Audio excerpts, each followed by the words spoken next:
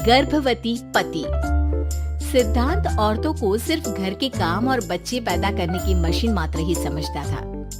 एक बार रिद्धि कहती है, देखिए जी, मेरे पेट में दर्द हो रहा है, मैं आज खाना नहीं बना पाऊंगी। अरे करना ही क्या पड़ता है तुम्हें काम जो नहीं कर पाओगी? एक बेबी ही तो होने वाला है तुमको। हाँ हाँ जानती हूँ मैं कि बेबी होने वाला है, पर मैं किस स्थिति से गुजर रही हूँ आप जानते हैं। अरे यार, पूरी दुनिया हर एक कंट्री में बच्चा पैदा होता है, लेकिन ऐसा तमाशा तो कोई औरत नहीं करती जैसा तुम करती हो।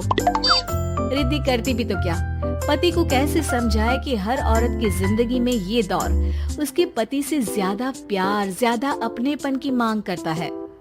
अगली सुबह, अरे रिद्धि, खाना तैयार हो गया क्या? एक काम करना, गर्म पानी की बाल्टी मेरे वॉशरूम में रख देना। कैसी बात कर रहे हो?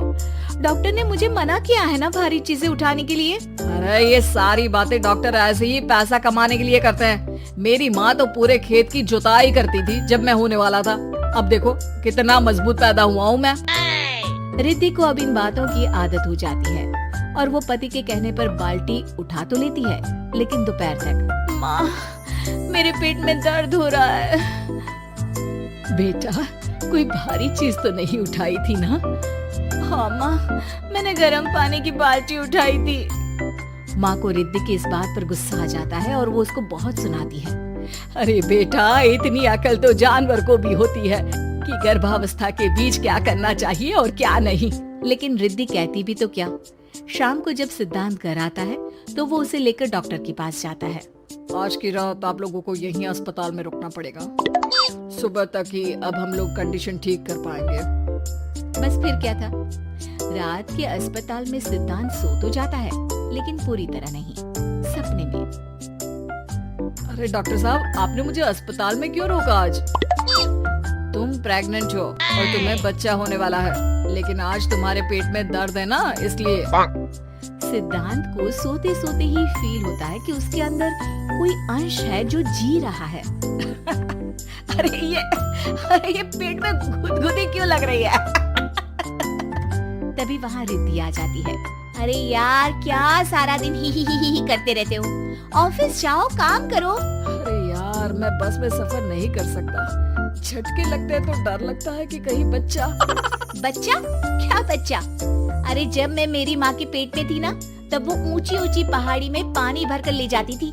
देखो कितनी स्ट्रांग हूँ मैं आज। पति को रिद्धि की बात पर गुस्सा आता है और वो सीधा अपने पिता को फोन करता है। देखिए ना पिताजी, एक तो पेट में बच्चा, ऊपर से बीवी कोई केयर ही नहीं करती, ना ही ख्याल रखती है, ऊपर से ज्यादा काम बता देती है। अरे बेटा, इन महिलाओं को बच्चा पैदा करना पड़े ना, तब पता चले कि कैसे खुद के अंदर एक जीव को पालना मुश्किल होता है। अगर अपने बाप से फुर्सत मिल गई हो तो ऊपर छत पर मेरे कपड़े सूख रहे हैं, ले आइए। सिद्धांत सीढ़ियां चढ़कर छत पर जाता है और हाँफने लगता है। हे भगवान, लग रहा है कि बच्चा अभी हो जाएगा। रिद्धि, और रिद्धि, क्या हो गया? छत पर अमेरिका का प्लेन देख लिया क्या जो एक्साइटेड होकर चिल्ला रहे हो? रिद्धि, मुझे दर्द हो रहा है पेट में, मुझे सीढ़ियां चढ़ने को मत बोला करो। अरे यार, नाटक शुरू इनका। जब देखो तब बहाना। बच्चा ही तो होने वाला है, कौन सा संसद से देश का बजट पेश करने वाले हो जो इतना घबरा रहे हो? अरे यार, कौन समझाए तुमको, मुझे घर जाना है। अब नीचे भी आ जाओ या ऊपर से कूदकर घर चले जाओगे? सुनो, आज शाम को जल्दी से आ जाना, मुझे ना गोलगप्पे खाने का मन है। एक तो पता नहीं तुमने जॉब क्यों छोड़ दी। अरे दुनिया जॉब भी करती है, घर का काम भी करती है और बच्चे भी पैदा करती है, लेकिन तुम, खैर, अब तो पूरे घर की जिम्मेदारी मेरे सर पर है, तो कैसे जल्दी आऊं? अरे यार, कैसे जॉब करता, सारा दिन तो नींद आती रहती है, मछली लगती है और उल्टी। छी, फालतू की बात मत करो।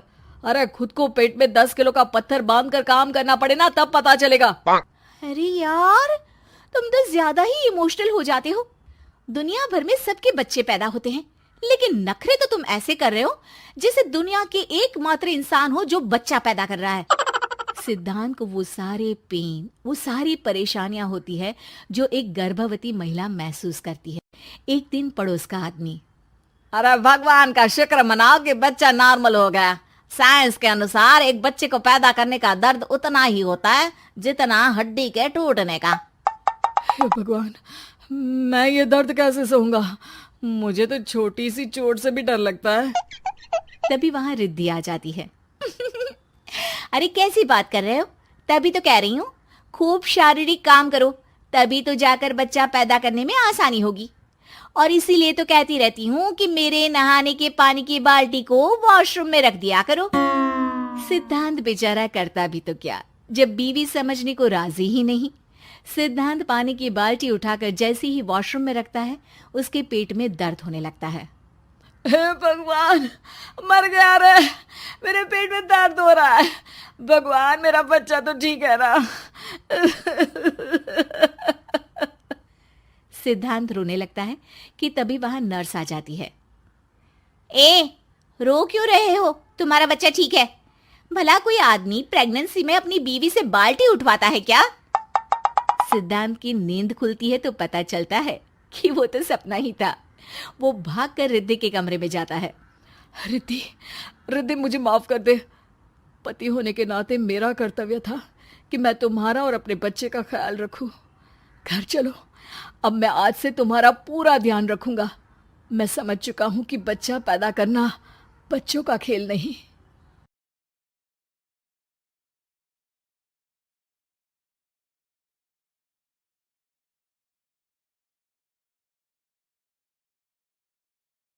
गरीब मायका। मोहिनी के 3 बेटे थे।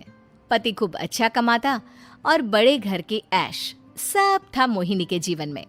लेकिन एक चीज जो नहीं थी वो थी सुकून। मेरी बहन और मेरा भाई दोनों गरीब, लेकिन मैं मेरे पास तो नोट की बरसात है। तभी मोहिनी की बहन बीना उसके दरवाजे आ जाती है। अरे मोहिनी, कैसी है? मेरे घर में ना सिलेंडर खत्म हो गया है। तेरे पास तो इतने पैसे हैं, भरवा देना मेरा सिलेंडर। पैसे जैसे ही आ जाएंगे मैं दे दूंगी। तभी मोहिनी का पति राकेश आ जाता है। क्या है बिना, ये अपने घर की परेशानी हम लोगों के घर ना गाया करो।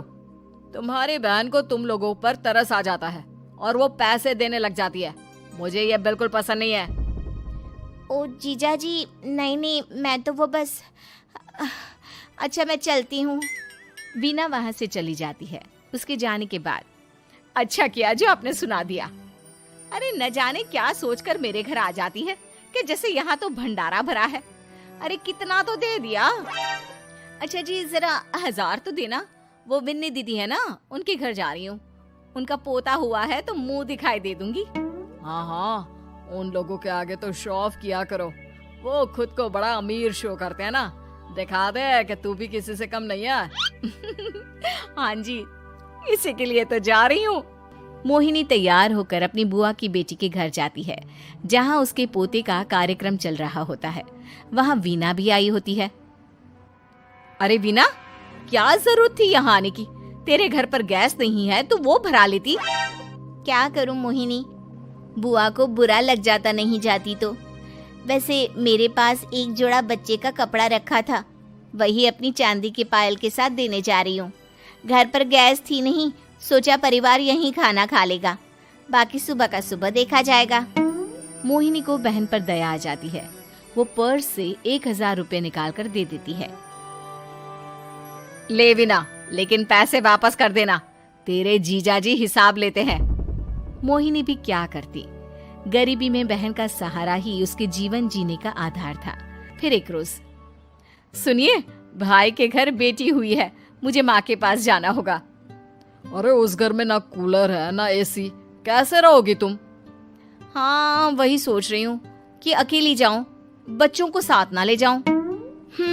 चली जाओ, लेकिन ये जो तुम अपने गरीब परिवार से मिलने चली जाती हो ना, मुझे बिल्कुल अच्छा नहीं लगता। पता नहीं मैं भी कैसे मैनेज करती हूँ, लेकिन क्या करूँ। मोहिनी भाई भाभी के घर आती है। मोहिनी, कैसे आना हुआ? तू यहाँ हम लोगों के घर रह लेगी या फिर किसी होटल में रहेगी? क्या हो गया है माँ? मोहिनी को क्यों ऐसे बोल रहे हैं आप? अरे तू नहीं जानती अपनी ननद को, पैसे वाली है ना, तो ऐड कुछ ज्यादा ही है। मोहिनी को माँ की बात का बुरा नहीं लगता है, क्योंकि उसे पता ही नहीं चलता कि माँ उसे जली कटी सुना रही है। वो भाभी की बच्ची के साथ लेन देन करती है और वहाँ से चली जाती है। उसके जाने के बाद माँ, क्यों आप मोहिनी को इतनी सारी बातें सुनाती हो? भाई का बेटा बोल पड़ता है। माँ, क्योंकि दादी जानती है कि बुआ के अंदर घमंड है। सही बोल रहा है मोहन। बहू भले तुझे ना दिखता हो, लेकिन मुझे और मोहन को दिखता है कि वो कितनी घमंडी है। मोहिनी मायके आती है, जहाँ गरीबी के कारण चीजें कम होती हैं। इस मोहन के बच्चे को काम पर लगा दो ना, किसी दुकान या किसी होटल में। बर्तन धो लिया करेगा, कम से कम 4 पैसे और आएंगे घर में। देख मोहिनी, माना तेरे पास पैसा है, लेकिन तेरे भाई के दिन इतने भी बुरे नहीं चल रहे कि वो अपने बच्चे की पढ़ाई रुकवाकर उससे बर्तन धुलवाए। मोहन माँ की ओर देखता है, जैसे आंखों से बोल रहा हो, देख लिया बुआ का हाल। हाँ मोहिनी, बात तो सही है, लेकिन अभी मोहन को पढ़ना है। आखिर तुम भी तो अपने दोनों बेटों को पढ़ा रही हो ना। मेरे बेटों से कैसे कंपेयर कर सकती हैं आप? अरे वो तो कलेक्टर बनेंगे। हाँ, कल को वो मोहन को नौकरी में रख लेंगे, क्यों? मोहिनी कुछ दिन और रहकर चली जाती है। धीरे धीरे दिन बीतता है। मोहन बड़ा होता है और कड़ी मेहनत से सफल भी हो जाता है। मोहिनी, माँ के जाने के बाद तो तुमने भाई भाभी के घर जाना छोड़ ही दिया, क्यों? वो क्या है ना, उन लोगों का घर छोटा है, मेरे बच्चे जाना ही नहीं चाहते। पर तुझे क्यों अचानक मायके की बात याद आ गई? यार, मेरा तो मायका है, भाई भाभी है, मेरा तो आना जाना लगा ही रहता है। हाँ, क्योंकि तुझे आदत है ना ऐसे छोटे से घर में और कम पैसे में रहने की। वैसे क्या खबर है आजकल मायके की अपने? अब वो घर छोटा और कम पैसे का नहीं रहा, क्योंकि मोहन तो बहुत बड़ा आदमी बन गया है। फिर क्या?